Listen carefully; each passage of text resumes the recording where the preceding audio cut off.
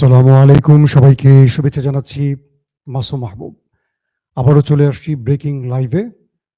প্রিয় দর্শক, ইরান এবং আমেরিকা ইসরায়েলের সর্বশেষ আপডেট খবরগুলো দেব সংক্ষিপ্ত সময়ের জন্য। আজকের প্রধান শিরোনাম, এবার ভারতকে টার্গেট করতে যাচ্ছে ইরান। কিন্তু কেন? ভারত তো ইরানের বন্ধু রাষ্ট্র। কেন ভারতের ৩৮টি জাহাজ আটকে দিল ইরান? দ্বিতীয় গুরুত্বপূর্ণ খবর, এবার চীনের প্রফেসরের ভবিষ্যৎবাণী বাস্তবে রূপ নিতে যাচ্ছে। তিনি বলেছিলেন ৩টি ধাপের একটি, ইরানে হেরে যাবে আমেরিকা। তবে কি সেটি সত্য হতে যাচ্ছে? ৪, আজারবাইজানে হামলা করার অভিযোগ উঠেছে ইরানের বিরুদ্ধে। এই বিষয়টি কতটুকু সত্য সেটা জানাবো। পাশাপাশি রাতভর নেতা কাকুর বাড়িতে ব্যাপক অ্যাটাক চালিয়েছে ইরানের খামেনি বাহিনী। চলুন সেখানকার কিছু খুররাম শহর 4 মিসাইলের চিত্র দেখিয়ে আমরা লাইভটা শুরু করতে চাই। আপনারা কি শুনতে এবং দেখতে পাচ্ছেন? যদি শুনতে এবং দেখতে পেয়ে থাকেন ক্লিয়ার আমাকে একটু জানাবেন। আমি আপনাদের কমেন্টের অপেক্ষায় আছি। আমরা এই ফাঁকে একটা ভিডিও দেখে আসি কি অবস্থা করছে।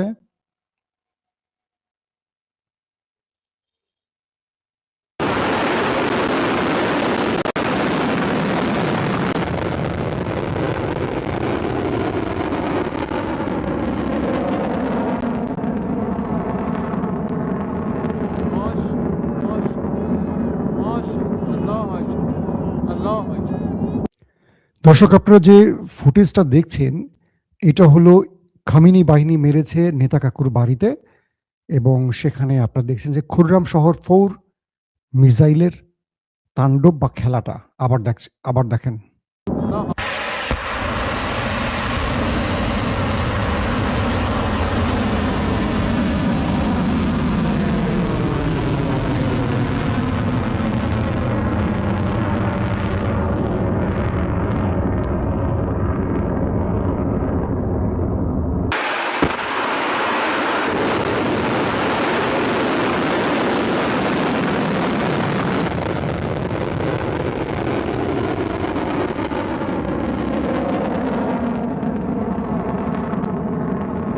ماشي ماشي ماشي الله أكبر الله أكبر الله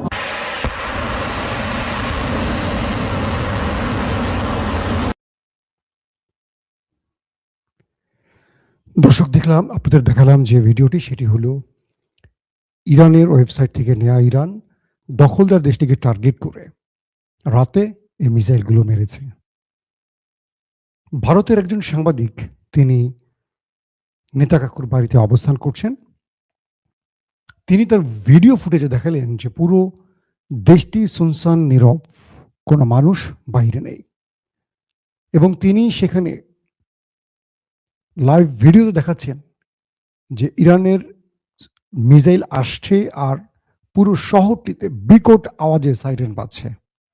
এরপর ঝাঁকে ঝাঁকে ইরানের মিসাইল ঢুকে পড়ে এবং বিভিন্ন স্থাপনাকে টার্গেট করে হিট করে।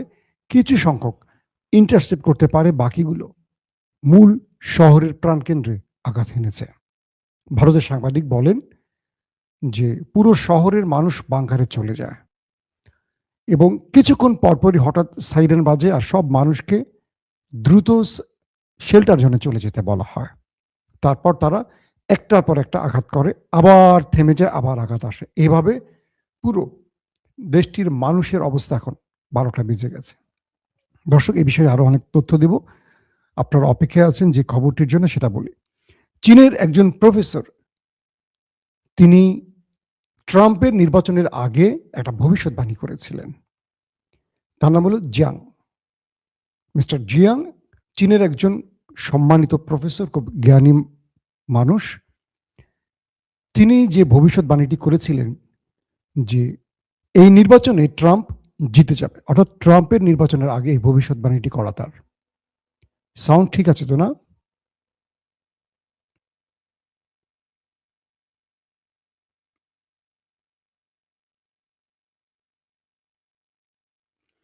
আপনারা কি একদম ক্লিয়ার দেখতে পাচ্ছেন? কেউ লিখছেন সাউন্ড ওকে, কেউ লিখছেন খবর আসছে না।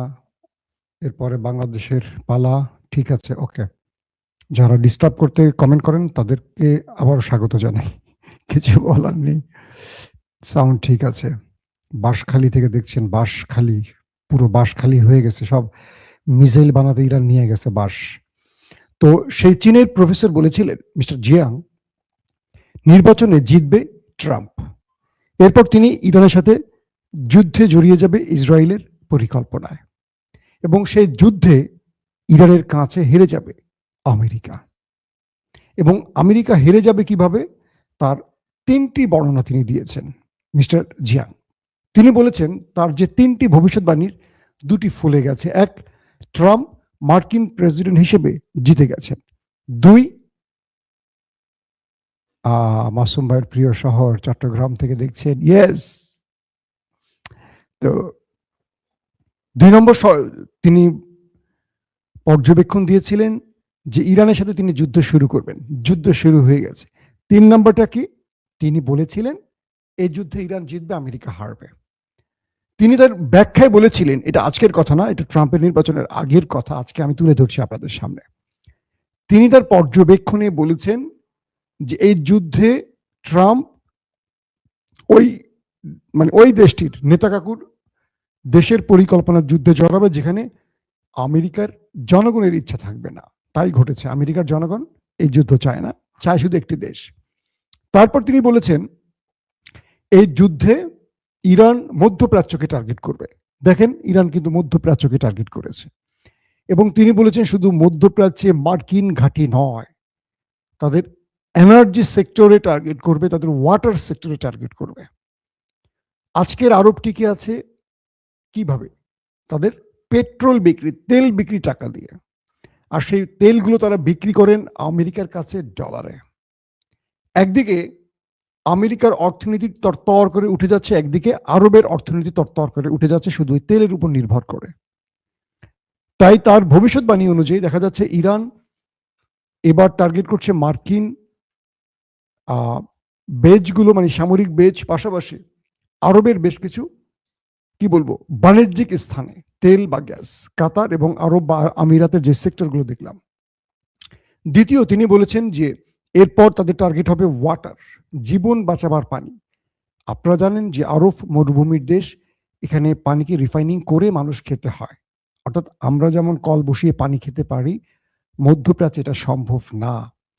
এখানকার অধিকাংশ মানুষকে বাঁচতে হয় এই পানিকে রিফাইন করে। এরপর ইরানের টার্গেট হবে এরকম কোনো জায়গায়, অর্থাৎ আমেরিকা থেকে ইরান আরবকে বিচ্ছিন্ন করে ফেলবে, এবং পুরো আরবের তেল এবং গ্যাসের যেই সংকট তৈরি হবে, বা তারা যে সমস্ত পাইপলাইন বা লাইন বন্ধ করে দিবে, পুরো পৃথিবী অস্থির হয়ে পড়বে। আর এভাবে আমেরিকা ধাপাস করে নিচে পড়ে যাবে, অর্থাৎ আমেরিকার অর্থনীতি পুরোপুরি ক্লাপস করবে। এখন দেখেন, এভাবেই তিনি বলছেন যে ইরানের বিজয় আসবে।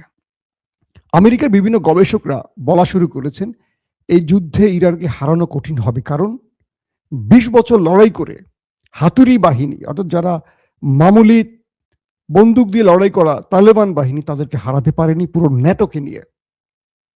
সেখানে ইরানের মতো একটা পাওয়ারফুল রাষ্ট্র, যাদের তেল আছে, যাদের গ্যাস আছে, যাদের একটি সাহসী বিপ্লবী গার্ড বাহিনী আছে যারা নিবেদিত, যাদের হাতে পৃথিবীতে চমকানোর মতো মিসাইল আছে, ড্রোন আছে, প্রযুক্তিতে তারা অনেক দূর এগিয়ে গেছে, আবার তাদের পাশে রয়েছে শক্তিশালী দুটো দেশ, প্রকাশ্যে মাঠে না নামলেও নেপথ্যে আছে আমেরিকার ইস্যুতে, চীন, রাশিয়া।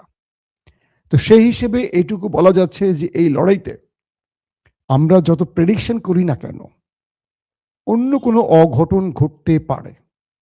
এখন পর্যন্ত আমেরিকার টার্গেট কি আমেরিকা নিজেও জানে না। কখনো বলে রেজিম চেঞ্জ, কখনো বলে খামেনিকে হত্যা, কখনো বলে পারমাণবিক ব্যালিস্টিক প্রোগ্রাম ধ্বংস করা। আমেরিকানরা আসলে বুঝতেছে না কি চায়। এখন আমেরিকা বলছে যুদ্ধবিরতি করবে। খামেনির মারা গেছে, কিন্তু রেজিম চেঞ্জ তো হয়নি, রেজিম চেঞ্জ তো রয়েই গেছে, ইসলামিক প্রজাতন্ত্র। ব্যালিস্টিক প্রোগ্রাম, পারমাণবিক প্রকল্প এখনো টিকে আছে।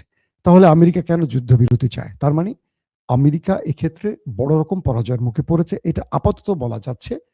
এটা আন্তর্জাতিক বড় বড় যারা গবেষক তাদের বক্তব্য অনুসারে। আসেন 2 নম্বর খবর।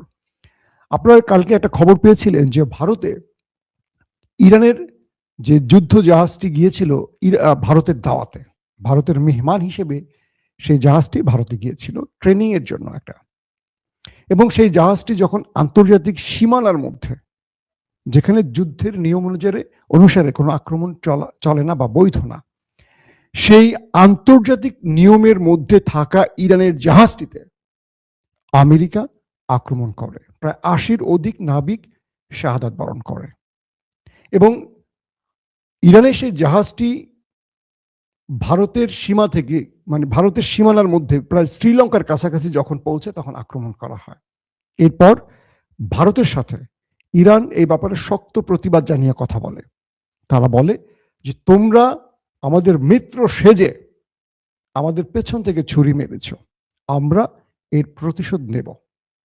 আজ হরমুজ প্রণালী কেন্দ্র করে ভারতের ৩৮টা কার্গো জাহাজকে আটকে দিয়েছে ইরানের বাহিনীগুলো, এবং ইরান টার্গেটে যে কোনো সময় ভারতের উপর আক্রমণ চালাতে পারে বা ভারতের যুদ্ধ জাহাজকে টার্গেট করে আক্রমণ চালাতে পারে এমন তথ্য কয়েকটি সূত্র দাবি করেছে।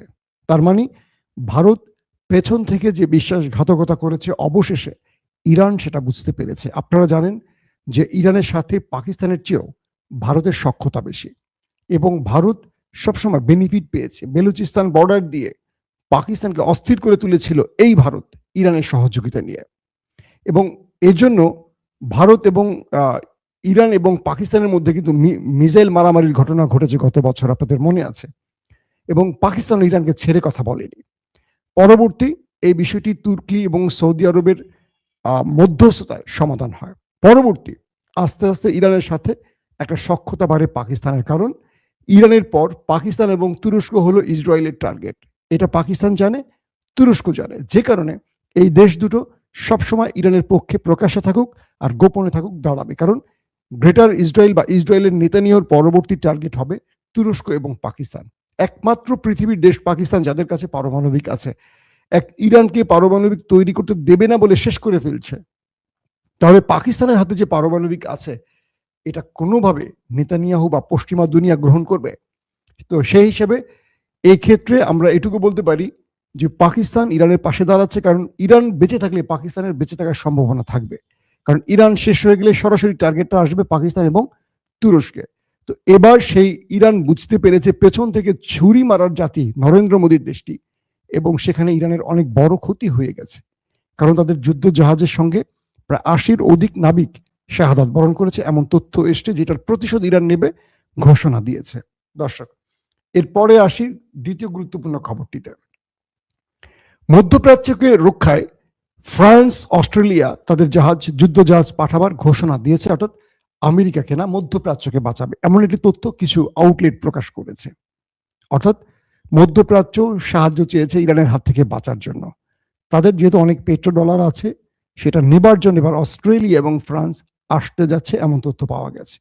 তারপরের যে গুরুত্বপূর্ণ খবরটি সেটি হলো যে দখলদার দেশটির মধ্যে রাতভর অপারেশন করেছে ইরানের খামেনি বাহিনী, এবং তারা সিজ্জিল, খুররাম শহর এবং তারা আরো বেশ কয়েক শাহেদ ড্রোন সহ বেশ কিছু ড্রোন ও মিসাইলের মাধ্যমে অ্যাটাকগুলো করেছে। বৈরুতেও আক্রমণের, লেবাননের বৈরুতেও আক্রমণের ঘটনার তথ্য আসছে। পাশাপাশি ইরান তাদের সীমান্ত অঞ্চল, আজারবাইজানের একটি সীমান্ত অঞ্চল মেবি নাকচিবান, সেখানেও আক্রমণ করেছে ইসরায়েল এবং আমেরিকার ঘাঁটিকে লক্ষ্য করে। আমরা জানি যে ইরানের সাথে আজারিদের সম্পর্ক খারাপ হলেও খুব বেশি খারাপ না, কারণ আজারবাইজান এবং আর্মেনিয়া যুদ্ধে ইরান অবস্থান নিয়েছিল আর্মেনিয়ার পক্ষে, আর তুরস্ক একমাত্র আজারবাইজানের পক্ষে অবস্থান নেয়। কিন্তু এই মুহূর্তে তুরস্ক যা চাইবে, কিছুটা ধারণা করা যায় আজারবাইজান সেভাবেই চাইবে। তবে আজারবাইজানের সাথে ইসরায়েলের সম্পর্ক ভালো, যে কোনোভাবে কৌশলগত বা বাণিজ্যিক কারণে ভালো।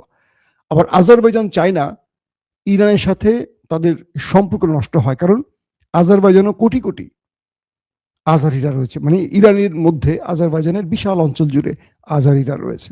সবকিছু মিলে এই আক্রমণটি বলে দিচ্ছে ইরান কাউকে আর ছাড় দিতে রাজি নয়। এখন মার্কিন বিভিন্ন প্রতিষ্ঠান দাবি করছে যে এই লড়াইতে ইরানের ভেতরে যে স্থল অভিযানের জন্য আমেরিকা পরিকল্পনা করছে, এটা আমেরিকার জন্য আরো কঠিন হবে, কারণ ইতিমধ্যে ইসরায়েল এবং আমেরিকা বড় রকম অর্থনৈতিক সংকটে পড়ছে।